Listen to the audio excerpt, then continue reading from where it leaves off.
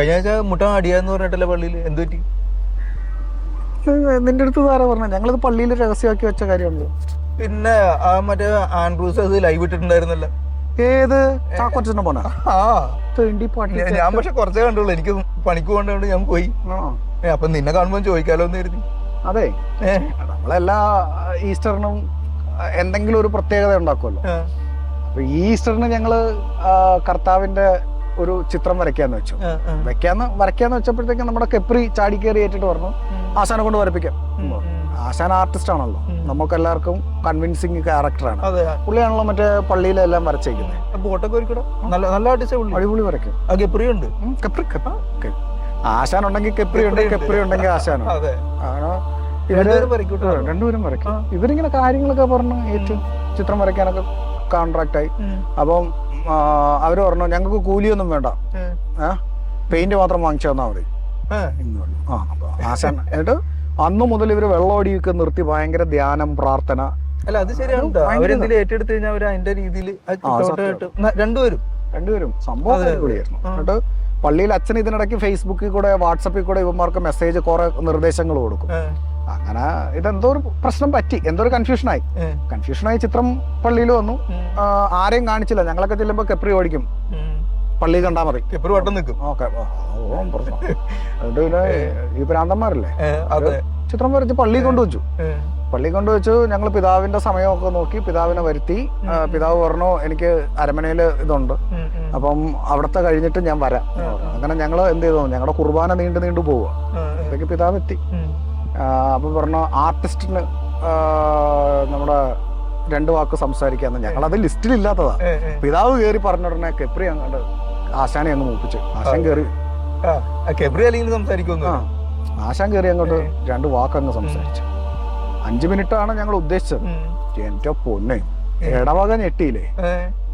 ഒന്നും പറയണ്ട.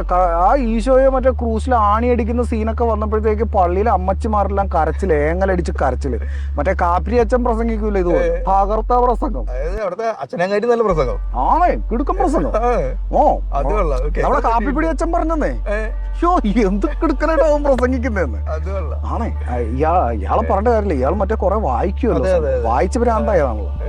അങ്ങനെ സംഭവമൊക്കെ വന്ന് എന്തിനു പറയുമ്പോ മറ്റേ കർത്താവിനെ മറ്റേ ക്രൂസിൽ പൊക്കി കിടത്തി പിതാവെ എന്തോ ഒരു സാധനം കർത്താവ് പറയുന്നുണ്ടെന്നൊക്കെ ഉണ്ടല്ലോ, അറിയില്ലോ. നമ്മള് പോയിട്ടെന്ന് പറഞ്ഞാൽ പുറത്ത് മറ്റേ അറിവില്ല. ആണോ, നമ്മള് മറ്റേ മാവിന്റെ ചോട്ടിലിരിക്കുകയല്ലേ ചെയ്യും, പള്ളിക്കകത്ത് കയറില്ല.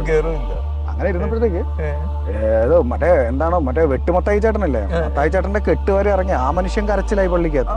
ദൈവമേ എന്നോട് പൊറുക്കണേ, ഞാനിനി മദ്യപിച്ചിട്ട് പള്ളി വരുമല്ലോ എന്നൊക്കെ പറഞ്ഞ് ഭയങ്കര നിലവിളിയാണ്. അങ്ങനെ എല്ലാം കഴിഞ്ഞ് മറ്റേ പിതാവ് വന്നു. ഇതിന്റെ ഈ ഫോയിലിന്റെ തുണി അങ്ങോട്ട് മാറ്റി ഉടനെ എല്ലാരും ഞെട്ടി. നോക്കാൻ കണ്ട് നഞ്ചക്കം പിടിച്ചോണ്ടിങ്ങനെ ഇരിക്കുന്നു കർത്താവ്. എന്റെ പൊന്നെ, പ്രശ്നമായില്ലേ. പ്രശ്നമായപ്പോഴത്തേക്കെന്ന് പറഞ്ഞു കഴിഞ്ഞാൽ ഒരു സൈഡിൽ നിന്ന് നോക്കുമ്പോ കറക്റ്റ് ബാബു ആന്റണി ചേട്ടനോ, കിടുക്കം ബാബു ആന്റണി ചേട്ടൻ കണ്ടാൽ തന്നെ ആ ചിത്രം വാങ്ങി വീട്ടിൽ കൊണ്ടുവയ്ക്കും. പറഞ്ഞു അത്രയ്ക്ക് ഭംഗി. അതിന്റെ ഫാനാണ് എന്റെ പൊന്നെ, ഒന്നും പറയണ്ട. ആ കെപ്രി ചെയ്ത് ഒപ്പിച്ചതെന്ന് എനിക്ക് തോന്നണേ. അപ്പോഴത്തേക്ക് പിന്നെ അച്ഛന് ഒരു പ്രശ്നം ഉണ്ടായിരുന്നു കേട്ടോ. അച്ഛൻ മറ്റേ യൂത്ത് പറയുന്ന കേട്ടിട്ട് അച്ഛൻ പറഞ്ഞു നമ്മുടെ യങ് ജനറേഷനും കൂടി കണ്ടാൽ അട്രാക്ഷൻ തോന്നണം. മനസ്സിലായോ? ആ ചിത്രത്തിന് മുമ്പ് നിന്ന് സെൽഫികളൊക്കെ എടുക്കാൻ അവർക്ക് തോന്നണം. അങ്ങനെ വരുമ്പോഴാണ് എല്ലാവരും എന്ത് ചെയ്യുന്നറിയോ, അത് സ്റ്റാറ്റസ് വെക്കും, അത് DP വെക്കും. അങ്ങനെ വെച്ച് കഴിയുമ്പോൾ ഇവനൊക്കെ ഇതും വെച്ചോണ്ട് മറ്റേ കന്നന്തിരു കാണിക്കാൻ തോന്നുന്നില്ല. കാരണം ഈശോയുടെ പടമല്ലേ അതാണ് അച്ഛൻ ഉദ്ദേശിച്ചത്. ഇവന്മാരുടെ അടുത്ത് പറഞ്ഞിട്ടുണ്ട്. അപ്പൊ ഇവന്മാര് നേരെ എന്ത് ചെയ്തെന്നറിയാവോ, ഈ ബാബുവാന്റണിയുടെ പടം അങ്ങ് വരച്ചു. സംഭവം പ്രശ്നമായി. ലാസ്റ്റ് യൂത്ത് തിരിഞ്ഞ് അടിയൊന്നും ഉണ്ടായില്ല. നമ്മൾ പിതാവല്ലേ ഉള്ളത്, പിതാവ് വിദഗ്ധനല്ലേ, പുള്ളിക്കാരന് പ്രശ്നം നിയന്ത്രിക്കാൻ അറിയില്ല. പുള്ളി വളരെ ബുദ്ധിപൂർവ്വം സംസാരിച്ചു.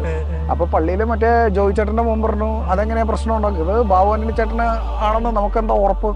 കാരണം എന്ന് പറഞ്ഞു കഴിഞ്ഞാല് അത് ചിലർക്ക് ബാബു ആന്റണിയെ പോലെ തോന്നുന്നല്ലേ ഉള്ളൂ. അപ്പം അവിടത്തെ മറ്റേ ത്രേസ്യാമച്ച മറ്റേ 103 വയസ്സ് അവർക്ക് വരെ ഹയ്യാ ബാബു ആന്റണി അവര് വരെ പറഞ്ഞു.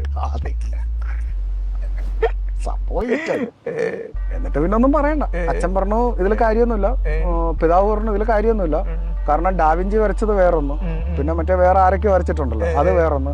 എന്തിനാ നമ്മുടെ അരമനയിലിരിക്കുന്ന യേശു ക്രിസ്തു നമ്മുടെ മറ്റേ വടക്കേപ്പള്ളിയിലിരിക്കുന്ന യേശു ക്രിസ്തു തമ്മിൽ ഫേസിൽ വ്യത്യാസമില്ല. കാര്യമൊന്നുമില്ല. നിങ്ങൾ കർത്താവിനെ നിങ്ങളുടെ മനസ്സിലാണ് കാണേണ്ടത്.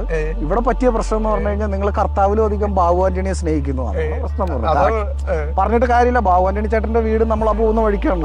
ഈ മനുഷ്യനെ കണ്ട് കണ്ട് നമ്മുടെ ഉള്ളിൽ കർത്താവ് എന്ന് പറഞ്ഞാൽ ബാബു ആന്റണി ചേട്ടൻ. ഇതാണ് പറ്റിയത്.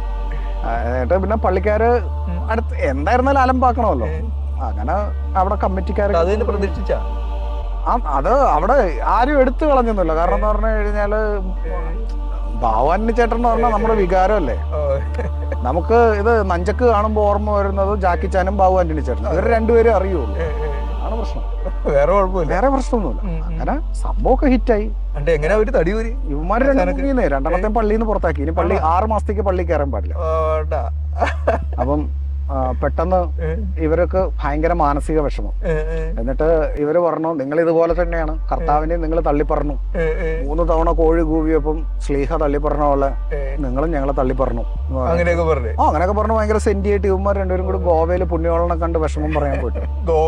ഇനിയിപ്പോ ഞങ്ങളുടെ പ്രശ്നം അതല്ല, ഗോവയിൽ ഇവന്മാർ ഇതും അടിച്ചു മാറ്റി വരുമെന്നുള്ള പ്രശ്നമാണ്. കാരണം എന്തായാലും കർത്താവിന്റെ പരിപാടി ചീറ്റി, അവിടുന്ന് പുണ്യവാളനെ പൊക്കുമെന്നുള്ള പേടിയില്ല ഞങ്ങൾ. ഗബ്രിക്കും വെളിവില്ല, ആശാനും ഇല്ല. സത്യം. പക്ഷെ അവന്മാരെ നമ്മൾ കുറ്റം പറയണ്ടായിരുന്നു. കഴിഞ്ഞ ദിവസം ആരോ പറഞ്ഞല്ല, കർത്താവിന്റെ ഫേസ് എവിടെയാ ഒരുപോലെ ഇരിക്കണേ, പലതും പല ഫേസ് അല്ലേ. കാര്യമൊന്നുമില്ല. സംഭവം ശരിയാണ്.